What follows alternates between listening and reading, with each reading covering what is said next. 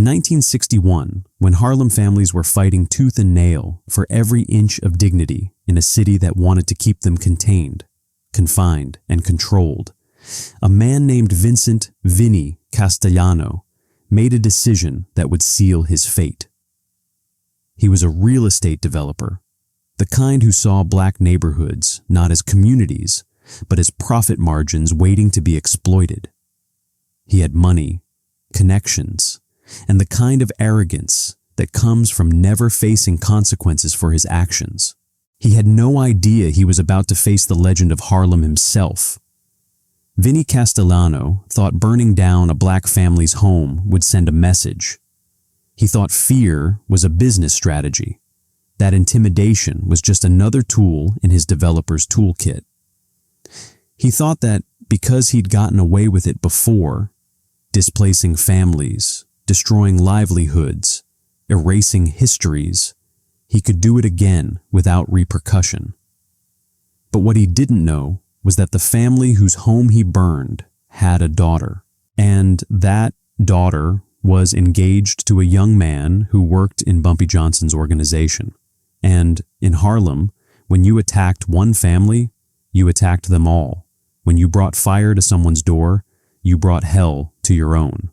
This is the story of what happened when Vincent Castellano tried to terrorize the Coleman family out of their home on Strivers Row, of how he underestimated the power of community, the depth of Bumpy's network, and the price of crossing a line that should never be crossed. And why 63 years later, old-timers in Harlem still talk about the developer who learned that some debts can't be paid with money alone. But money is exactly where the payment starts. What happened next wasn't just revenge. It was reconstruction. It was reparation. It was justice calculated down to the last dollar, delivered with the precision that made Bumpy Johnson a legend. Vincent Castellano was a second-generation Italian-American who'd made his fortune in post-war real estate development. His father had started with a few buildings in the Bronx, but Vinny had ambitions that stretched across all 5 boroughs. By 1961, at 42 years old, he controlled a real estate empire worth millions. Apartment buildings, commercial properties, whole blocks in neighborhoods that were changing, gentrifying before the word even existed.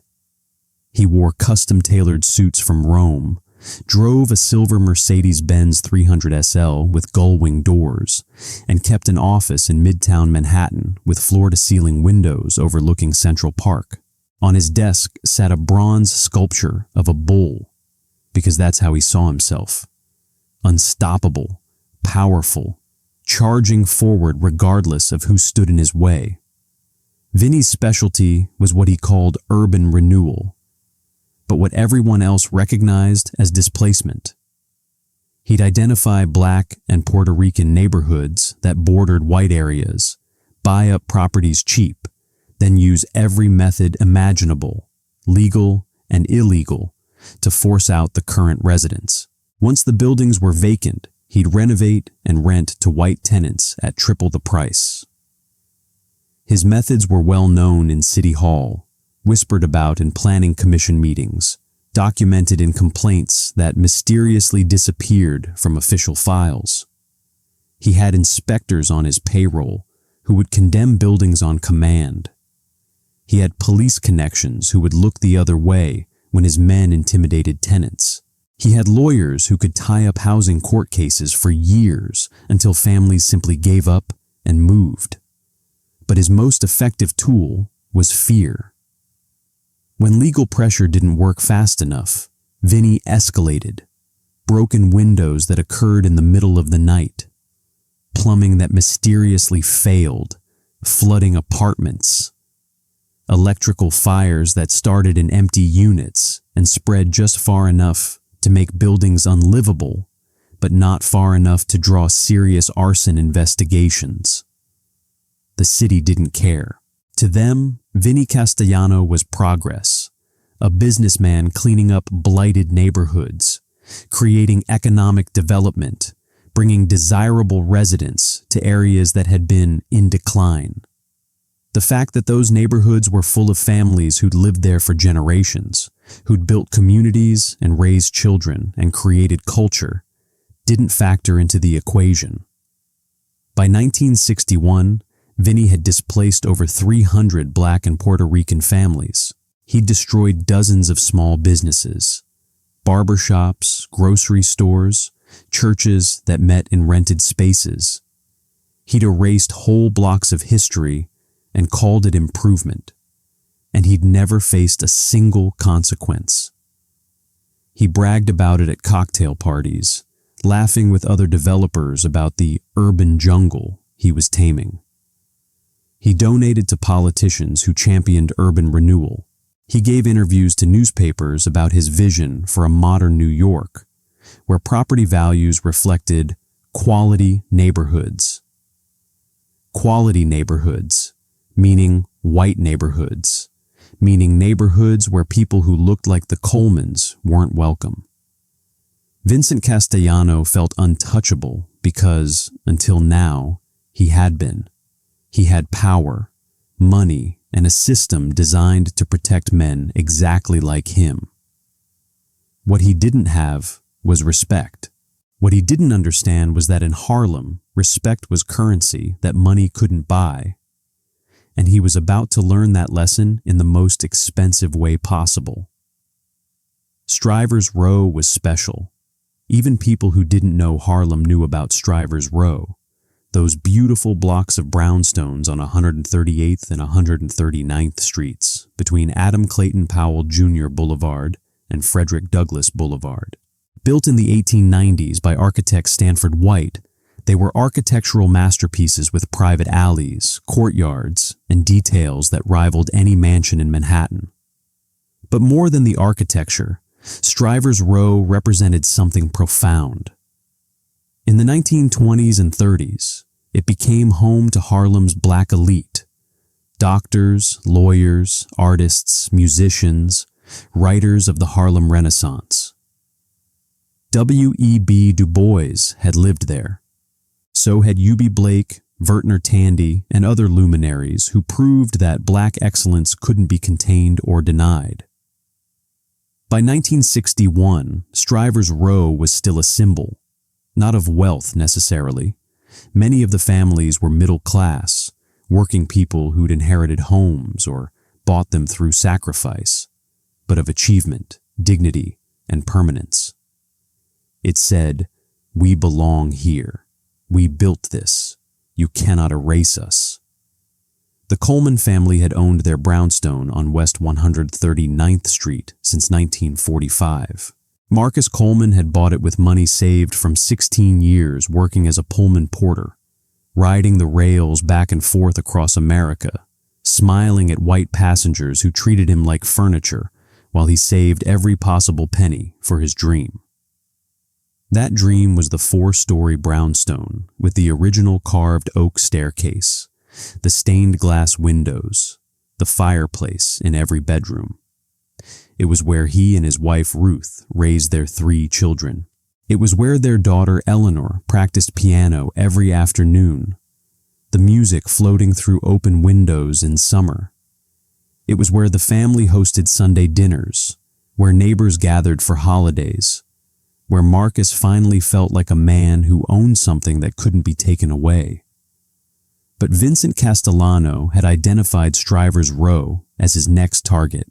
The neighborhood was perfectly positioned, prestigious enough to attract wealthy white buyers, Black enough that he could use the usual tactics without mainstream media attention. He'd already bought 3 buildings on the adjacent blocks, planning to create what he called the new Strivers Row, luxury apartments for young white professionals who wanted brownstone charm without the Black neighbors. The Coleman brownstone sat right in the middle of his planned development zone. It was the keystone property. Without it, his plan wouldn't work. But Marcus Coleman had refused every offer, every pressure tactic, every threat. "My father bought this house with his dignity," Marcus told Castellano's representatives, "and I'll be damned if I sell it for any price. This is our home. Find somewhere else to build your empire." That refusal had been 3 months ago. Since then, the pressure had escalated. City inspectors showed up weekly, finding violations that didn't exist. The water was shut off twice due to main breaks that only affected their building. Marcus's car was vandalized. Ruth received threatening phone calls at 2 a.m., but the Colemans held firm. They'd survived Jim Crow, the Depression, and 2 wars. They weren't about to be intimidated by a developer in an expensive suit. What Marcus didn't know was that Vincent Castellano had decided that if the Colemans wouldn't leave voluntarily, he'd make them leave involuntarily. That he'd used this method before, in the Bronx, in Brooklyn, in other parts of Harlem, and it had always worked. Burn the house, claim it was electrical failure, collect insurance, buy the lot cheap from a traumatized family desperate to move on. What Vincent Castellano didn't know was that Eleanor Coleman, the daughter who played piano in that brownstone, was engaged to a young man named James Patterson. And James Patterson was one of Bumpy Johnson's most trusted associates, a numbers runner who'd proven himself smart, loyal, and absolutely devoted to the woman he planned to marry. The fire was set on a Tuesday night in March 1961 at 2:47 a.m. when the family was asleep. It started in the basement, accelerant poured near the electrical panel to make it look accidental. The flames moved fast, racing up the old wooden structure like it was built to burn. The Colemans barely escaped. Marcus carried Ruth through smoke so thick he couldn't see his own hands. Their son Thomas went back for Eleanor, finding her unconscious from smoke inhalation on the second-floor landing. He dragged her out as the roof began to collapse, her nightgown scorched, her hands burned from touching a doorknob heated to the temperature of a stovetop. They stood on the street in their nightclothes, watching everything they owned burn.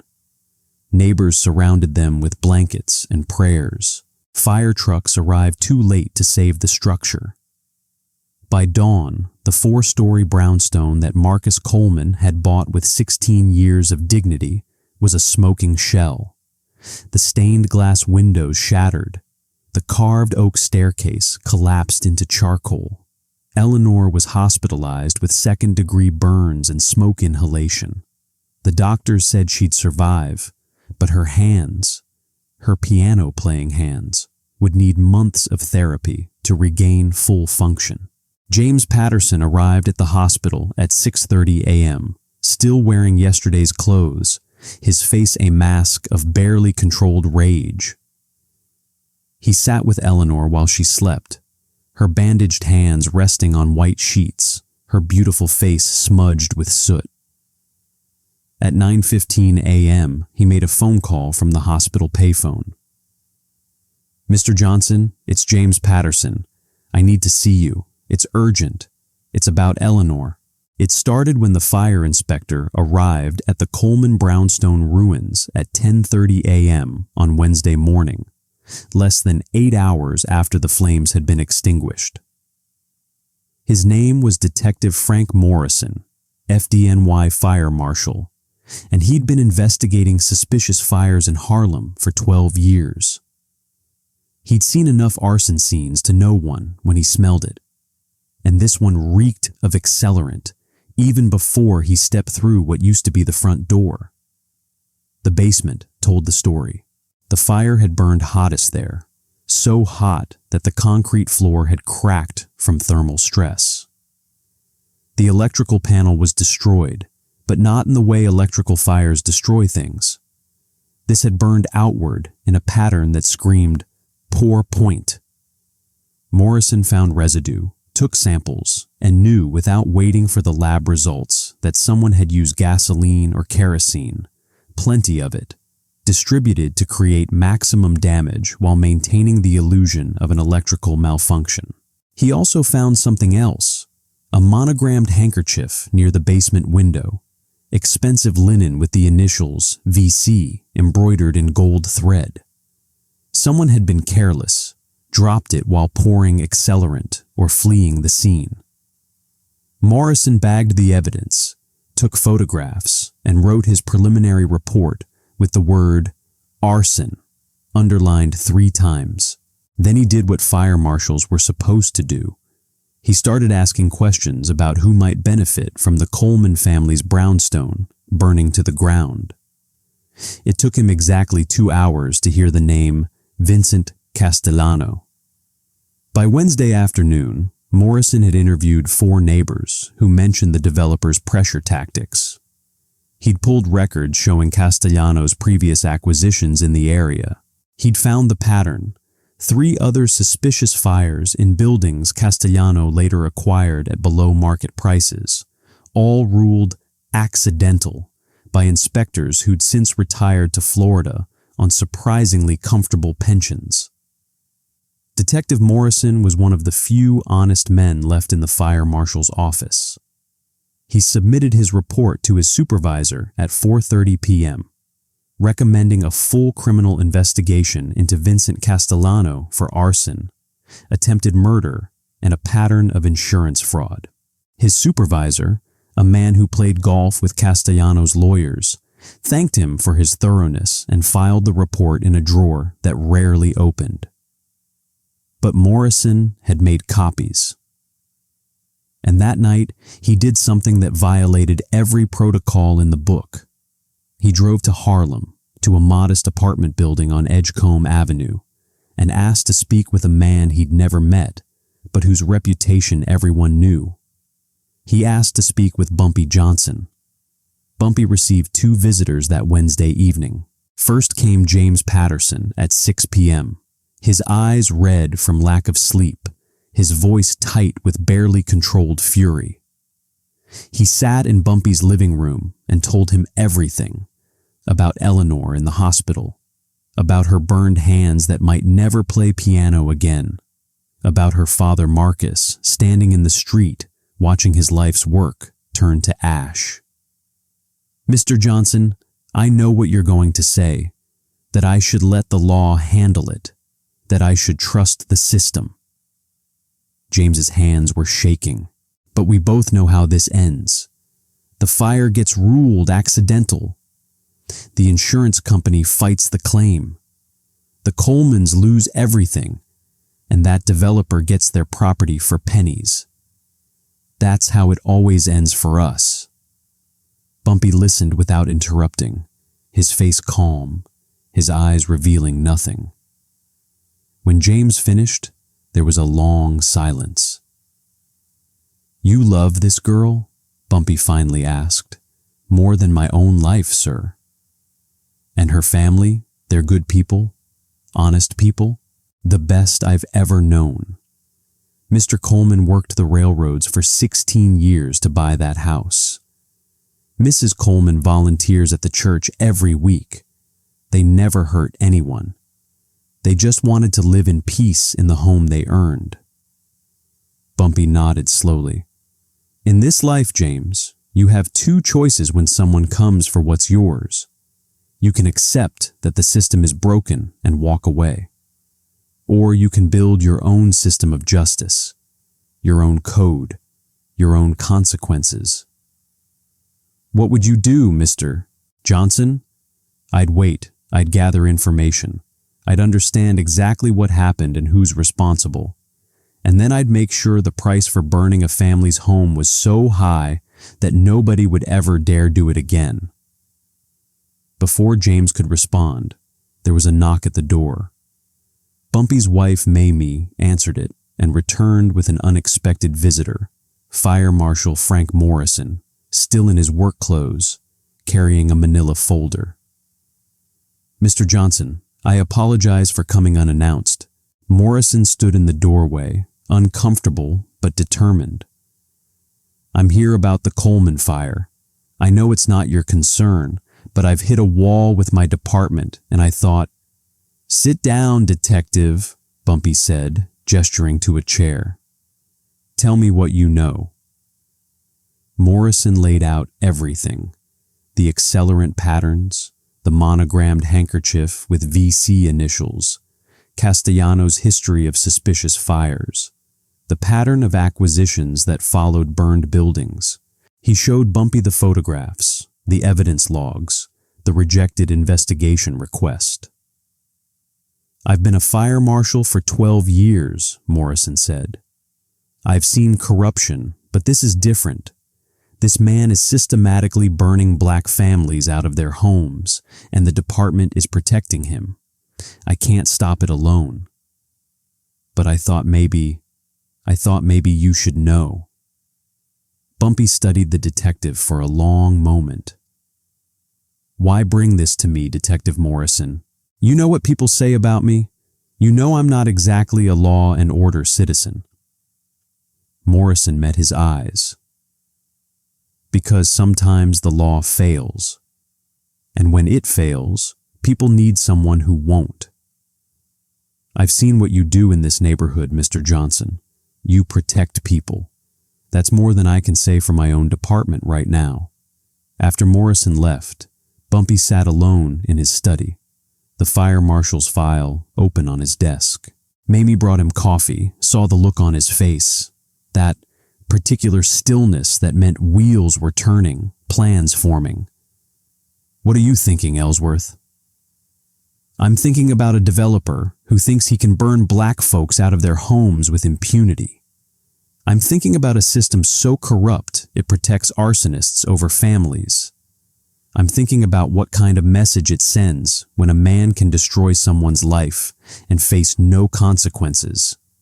And I'm thinking about what kind of price would make it stop, not just for the Colemans, but for every family this man has burned, displaced, or destroyed."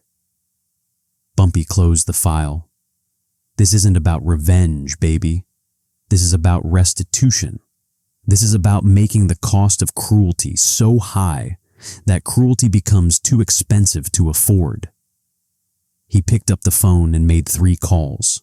The first was to his accountant, a brilliant man named Solomon Weiss, who handled the financial side of Bumpy's various enterprises.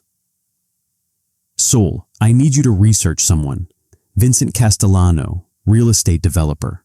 I want to know everything. Every property, every investment, every debt, every asset, everything." The second call was to a lawyer named David Rothstein, one of the few white attorneys in the city who'd take cases from black clients and actually fight to win them. "David, I'm sending you a case. Family named Coleman. Their house burned down. Fire marshal has evidence of arson. Department won't investigate. I need you to file the biggest civil suit you can imagine, and I need you to be creative." The third call was to a reporter named Michael Chen at the New York Amsterdam News. "Michael, I have a story for you about a developer who's been burning black families out of their homes for years. About a fire department that covers it up. About a pattern that goes back a decade. Interested?" By Thursday morning, the machine was in motion. Vincent Castellano spent Thursday celebrating. He'd gotten the call Wednesday night. The Coleman brownstone was a total loss. The fire marshal's report was being handled. The insurance company had already contacted the Colemans with a low-ball settlement offer of $15,000 for a property worth at least $75,000. The family was devastated, displaced, staying with relatives in the Bronx. By Friday, Vinny planned to make his offer, $20,000 cash for the lot. No questions asked, quick closing. The family would take it because they'd have no choice, and he'd have his keystone property for his new Strivers Road development. He met with his architects Thursday afternoon, reviewing blueprints for luxury apartments where the Coleman brownstone once stood. 8 units, all 1-bedrooms and studios, perfect for young professionals. Monthly rent starting at $400, 10 times what the Colemans had paid in property taxes. "This is going to be beautiful," Vinny told his team. "This is the future of New York, quality housing and quality neighborhoods." What he didn't know was that Solomon Weiss had worked through the night, pulling records, making calls, building a financial profile of Vincent Castellano's empire that was almost artistic in its completeness. The picture that emerged was interesting. Castellano's empire looked solid from the outside. 30 buildings, multiple developments, millions in property value. But underneath, it was leveraged to the breaking point. He'd borrowed aggressively to fund his expansion, using existing properties as collateral for new acquisitions. His monthly debt service was astronomical. He was playing a dangerous game, constantly acquiring new properties to generate cash flow to service the debt on old properties. It was a house of cards that required constant growth, constant acquisitions, constant cash infusion. If anything disrupted that cycle, if banks called loans, if properties sat vacant, if cash flow stopped, the whole empire would collapse. Solomon delivered his report to Bumpy Thursday evening. He's rich, but he's fragile. Everything he owns is mortgaged. He's got maybe 3 months of operating capital if revenue stopped.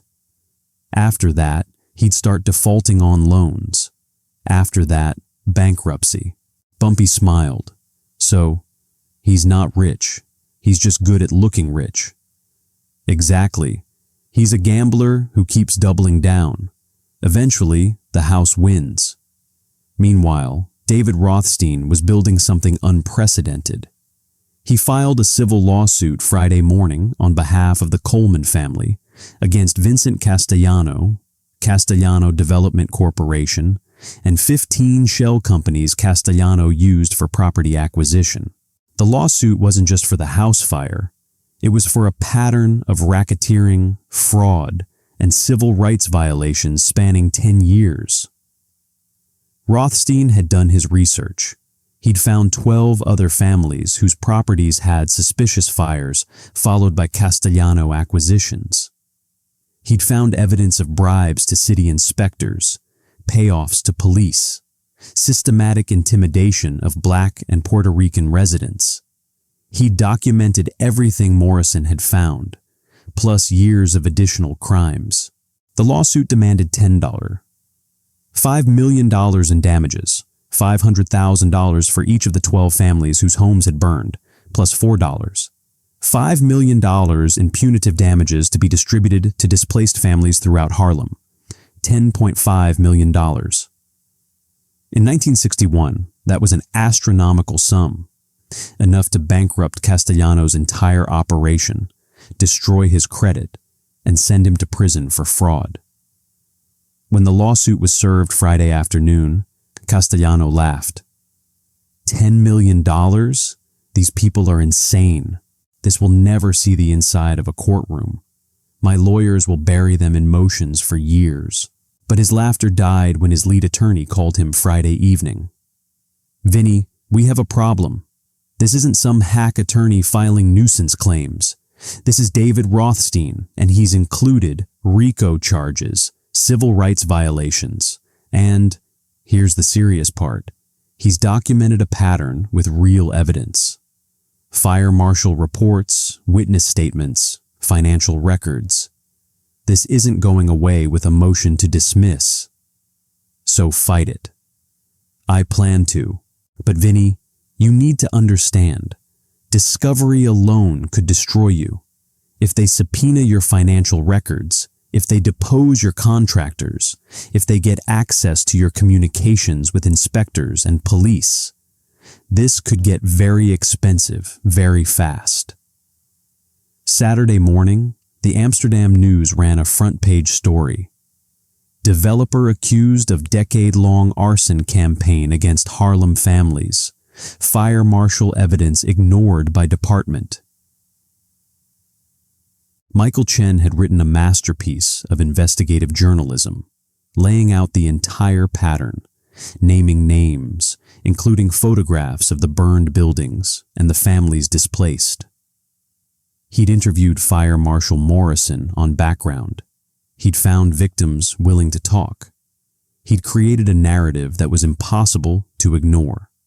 By Saturday afternoon, 2 other newspapers had picked up the story. By Sunday, it was in the New York Times. Vincent Castellano spent the weekend in his lawyer's office, watching his carefully constructed empire begin to crack. The publicity was devastating. 3 banks called Monday morning asking for updates on his loans. 2 investors pulled out of upcoming developments. The mayor's office, suddenly concerned about allegations of impropriety, announced a review of city inspection procedures. But worse than the publicity was something Castellano couldn't quite identify. A feeling that forces were moving against him in ways he couldn't see or control. His phones were ringing constantly with calls from reporters. His contractors were nervous, some refusing to bid on new projects until the lawsuit was resolved. His insurance company was asking uncomfortable questions about the pattern of fires in properties he later acquired. Tuesday morning, he received a call from an associate in the fire department, the supervisor who'd buried Morrison's report. "Vinny, I can't help you anymore. The Amsterdam news story has internal affairs looking at everything. They're reopening investigations on all 12 fires. Morrison's reports are being reviewed. I need to distance myself from you. Don't call me again." Tuesday afternoon, 2 of Castellano's biggest properties had unexpected problems. The boiler in his Bronx building failed, requiring immediate expensive repairs. The plumbing in his Brooklyn building backed up, flooding 6 units. Both issues would cost tens of thousands to fix and would keep units vacant for weeks, devastating his cash flow. The problems seemed like coincidences, but they weren't. Bumpy Johnson had people everywhere, in unions, in maintenance companies, in the web of workers who kept New York running. A word here, a favor there. And suddenly, Castellano's smooth operation was hitting obstacles that shouldn't exist. Wednesday, Castellano's accountant delivered worse news. Between the lawsuit, the publicity, and the unexpected repairs, we're looking at serious cash flow problems. If we have to pay for legal defense while revenue drops, we've got maybe 2 months before we start missing loan payments. What do? Settle the lawsuit fast. Make it go away before banks get nervous and call your loans.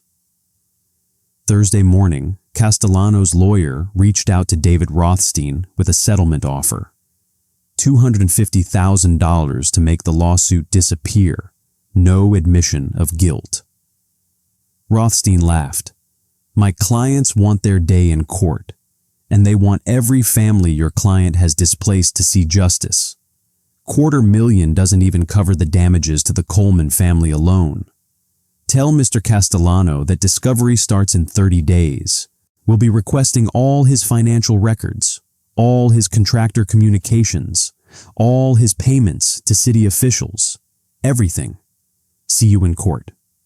Friday afternoon, Vincent Castellano sat in his office overlooking Central Park, watching the sun set over a city that suddenly felt hostile. His empire was crumbling. His options were narrowing. His lawyers were talking about bankruptcy as a possible strategy. That's when his secretary buzzed his intercom. "Mr. Castellano, there's a gentleman here to see you. He doesn't have an appointment, but he says it's urgent. His name is Ellsworth Johnson." Castellano froze. He knew the name. Everyone in New York knew the name. "Tell him I'm busy." "Sir, he says he'll wait. He's very insistent." Castellano looked at his door, then at the phone, then at the bronze bull on his desk, the symbol of his power, his forward momentum, his unstoppable force. For the first time in his life, Vincent Castellano felt genuinely afraid. It was 4:47 p.m. on Friday, March 24th, 1961, when Vincent Castellano finally understood what it meant to be powerless. Bumpy Johnson walked into his office like he owned it. Slow, measured steps, his fedora tilted just so, his suit perfectly tailored, his presence filling the room in a way that had nothing to do with physical size, and everything to do with absolute authority. He didn't ask permission to sit. He simply settled into the leather chair across from Castellano's desk, crossed his legs, and waited. The silence stretched for 15 seconds, then 30, then a full minute. Castellano tried to speak 3 times before words actually came out. "Mr. Johnson, I don't know what you've heard, but I've heard everything, Mr. Castellano." Bumpy's voice was calm, almost gentle. "I've heard about 12 families, 12 homes burned to the ground, 12 families displaced, traumatized, robbed of everything they'd worked for. I've heard about a fire marshal who tried to do his job and got shut down by corrupt supervisors. I've heard about a system so broken that a man can commit arson, attempted murder, and systematic fraud for a decade without consequences. Those are allegations in a baseless lawsuit." Bumpy held up one finger, and Castellano's voice died in his throat. "I also know about a handkerchief with your initials found at the Coleman fire. I know about the accelerant patterns. I know about your debt structure. 30 buildings mortgaged to the breaking point. 2 months of operating capital if cash flow stops. Loans that will be called if you miss a single payment. I know about the contractors you've paid under the table, the inspectors you've bribed, the police you've bought. I know everything, Mr. Castellano. Everything." Castellano's face had gone pale. "What do you want?" "What do I want?" Bumpy leaned forward slightly. "I want you to understand something about fire. Fire destroys everything it touches. Doesn't matter if it's a brownstone in Harlem or an empire built on lies in Midtown Manhattan. Fire doesn't discriminate. It just burns." "Are you threatening me?" "No." Bumpy's smile was cold. "I'm educating you. See, you thought burning a house was just business. Remove an obstacle, acquire a property, move forward. But you forgot something important. That house wasn't just wood and brick. It was a family's history, a father's dream, a daughter's future. You didn't burn a building, Mr. Castellano. You burned people's lives."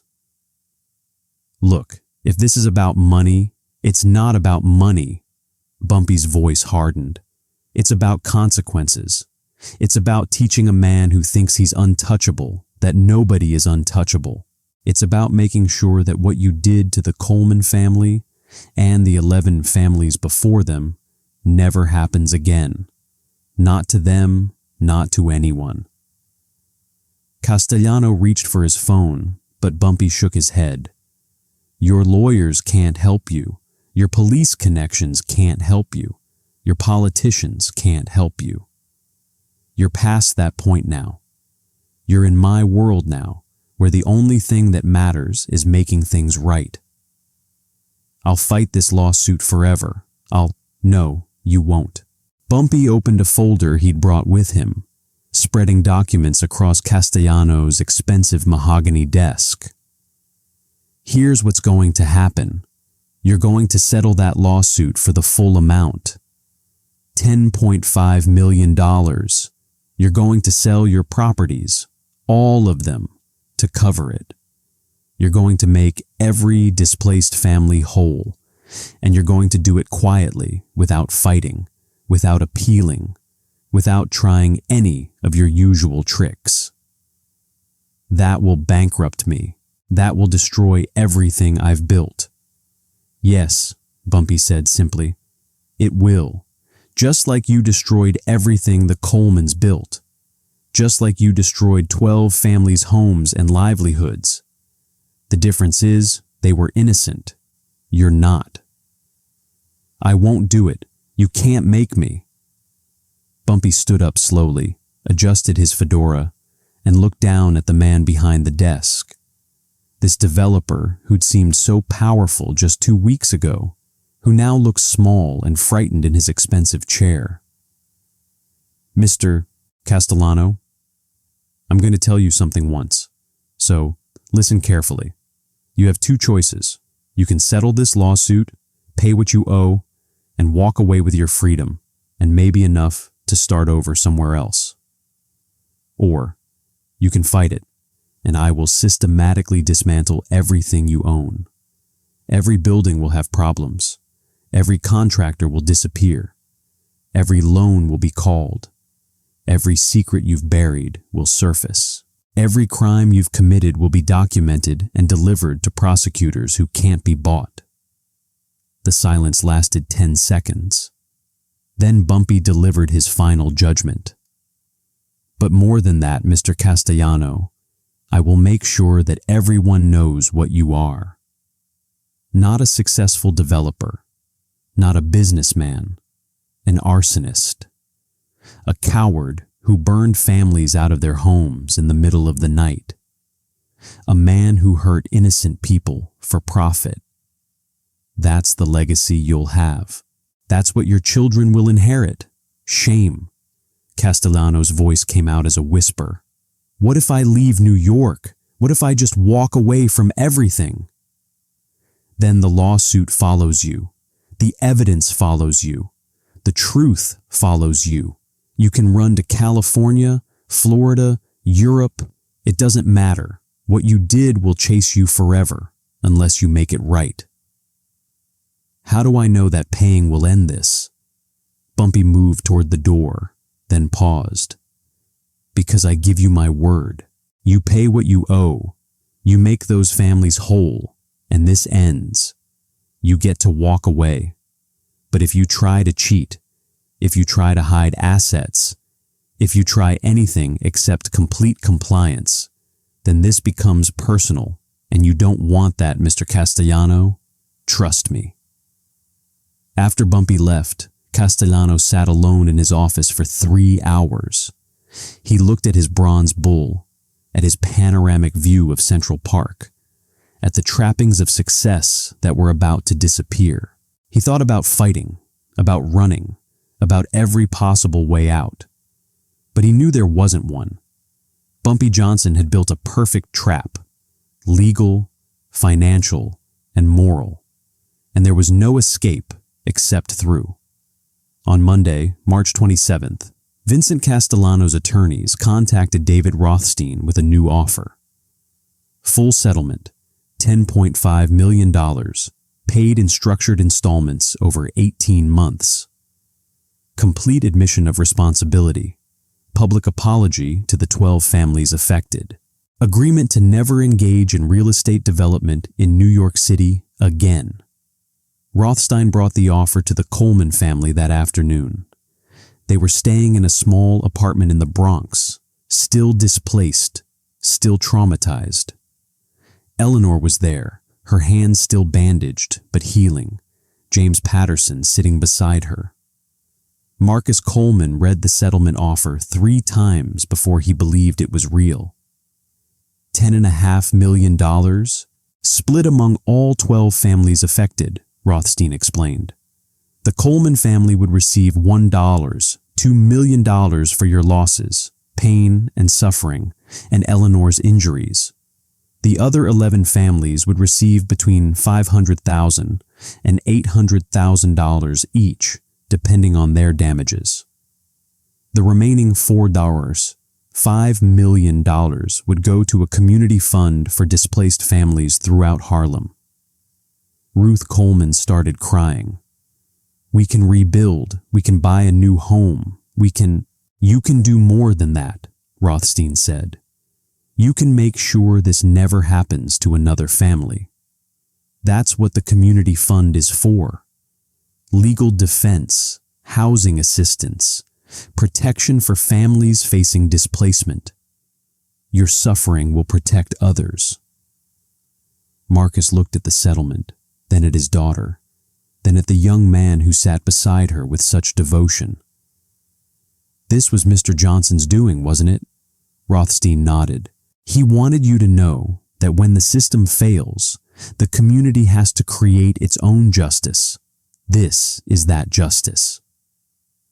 Eleanor spoke for the first time, her voice still rough from smoke damage. What happens to Castellano? He'll sell everything he owns to pay this settlement. His empire will be dismantled piece by piece. He'll have enough left to survive, maybe start over somewhere else doing something honest. But his days of displacing families are over. James Patterson smiled. Bumpy Johnson doesn't just stop bad men. He makes them pay for what they've done. Yes, Rothstein said, and he makes them pay enough that they never do it again. The settlement was finalized on April 15, 1961. Over the next 18 months, Vincent Castellano sold his buildings one by one. The Bronx properties went first, then the Brooklyn developments, then the Harlem buildings he'd acquired through fear and fire. Each sale was supervised by court-appointed auditors to ensure the money went where it was supposed to go. The 12 families received their settlements in full. The Coleman family used their $1, $2 million to buy a new brownstone on Strivers Row, 2 doors down from where their original home had stood. They rebuilt better than before, with modern fire suppression systems and enough left over to establish a college fund for Eleanor and her future children. Eleanor's hands healed slowly but completely. By the following Christmas, she was playing piano again, her fingers dancing across the keys in the living room of their new home. The music floating through the windows the same way it had before the fire. The community fund became a permanent institution, the Harlem Housing Defense Fund, overseen by a board that included Fire Marshal Morrison, who'd quietly resigned from the FDNY to work full-time protecting families from displacement. Over the next decade, the fund would help hundreds of families fight unjust evictions, predatory developers, and arson-driven displacement. Vincent Castellano left New York in October 1962, 18 months after settling the lawsuit. He'd sold his last property, paid his last installment, and had roughly $300,000 left from an empire that had once been worth millions.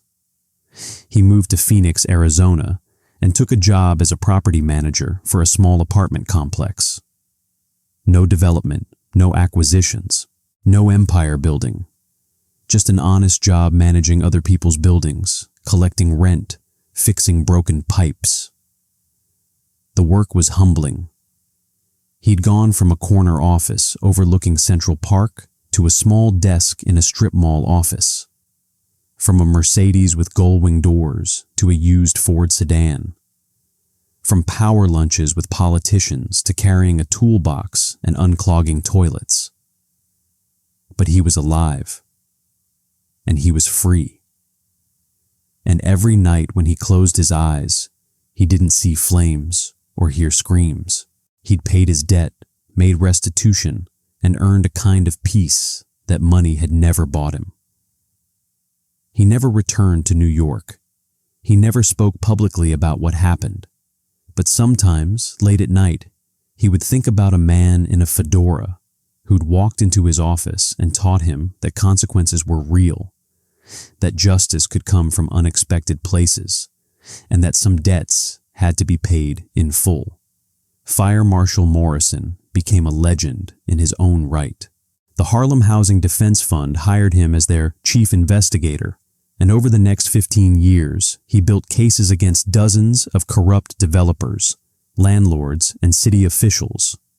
His work led to actual prosecutions, actual convictions, actual change in how fire investigations were conducted in minority neighborhoods. He never took credit for starting it all. When reporters asked, he'd simply say, "Sometimes you see injustice and you have to decide. Do you look away or do you find someone who can help? I found someone who could help." The Coleman family thrived. Marcus lived to see his daughter marry James Patterson in 1963, a wedding held in their new brownstone with 300 guests celebrating love and resilience. He lived to see his first grandchild born in 1965, a daughter Eleanor named Ruth after her mother. He lived to see Strivers Row designated a historic district in 1967, protecting it from future development schemes. When Marcus Coleman died in 1978, at the age of 76, his funeral was held at Abyssinian Baptist Church, with over 1,000 people attending. The eulogy spoke of a man who'd worked the railroads, who'd bought a house with dignity, who'd lost it to fire, and who'd seen justice delivered in a way that protected not just his family, but hundreds of others. At the back of the church, unnoticed by most, sat an older gentleman in a fedora.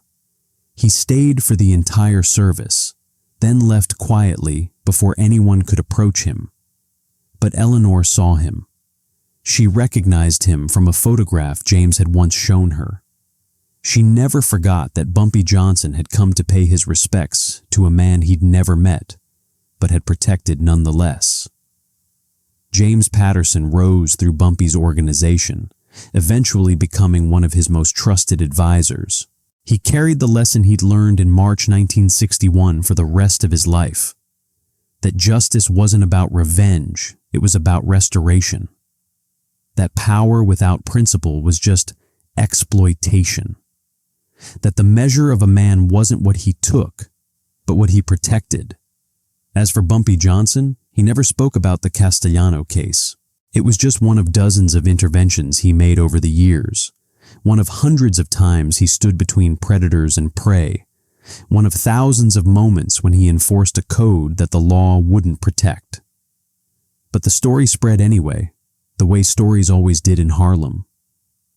People whispered about the developer who burned a family's home and ended up paying $10.5 million. About the fire marshal who risked his career to do the right thing. About the lawyer who built an unbeatable case. About the community that stood together. And about the legend who orchestrated it all. Not with violence, not with intimidation, but with strategy, leverage, and an unwavering commitment to making powerful men face the consequences of hurting powerless people. The legend grew. Parents told their children. Children told their children. And 63 years later, old-timers in Harlem still talk about the fire that led to the most expensive lesson Injustice New York ever witnessed. In the end, what Vincent Castellano learned was something every predator eventually discovers. You can't burn people's lives without getting burned yourself. You can't profit from pain without eventually paying a price. And you can't cross certain lines without facing someone who enforces consequences that courts won't deliver. Bumpy Johnson understood something profound, that justice isn't just about punishment, it's about restoration. It wasn't enough to stop Castellano. The families he'd hurt needed to be made whole. The community needed protection. The system needed to change. And the only way to accomplish all three was to make the cost of cruelty so astronomically high that cruelty became unaffordable. $10.5 million. In 1961, that was more than most people saw in 10 lifetimes. But it wasn't random. It was calculated. Enough to bankrupt the predator, enough to restore the victims, enough to fund protection for the future, and enough to send a message that echoed through every developer's office in New York. Harlem is protected. Its people are not yours to displace. And if you try, you'll pay a price that makes crime unprofitable. What would you have done if you were in Bumpy's position? Would you have stopped at exposing Castellano? Would you have settled for less? Or would you have understood, like Bumpy did, that half measures don't protect communities? Only complete consequences do. Drop a comment below and tell me, Was $10.5 million justice, or should Castellano have faced more? I want to hear what you think. If this story moved you, hit that subscribe button right now. We're telling the Bumpy Johnson stories that history textbooks left out. The moments when justice came from the streets, not the courthouse. The code that protected Harlem when the law wouldn't. The wisdom that understood consequences better than any judge. Smash that like button if you believe Bumpy Johnson was more than a gangster. He was Harlem's protector, its equalizer, its reminder that power without accountability eventually meets someone who enforces it. Tomorrow, we're bringing you the story of what happened when a corrupt judge tried to send innocent Harlem teenagers to prison for crimes they didn't commit. You're not going to believe how Bumpy turned the judge's own courtroom into his moment of reckoning. Until then, remember this. Fire can destroy a house, but it can't destroy justice. Money can buy power, but it can't buy immunity from consequences. And in Harlem, when the system failed, there was always someone who made sure the scales eventually balanced. See you tomorrow. Don't miss it.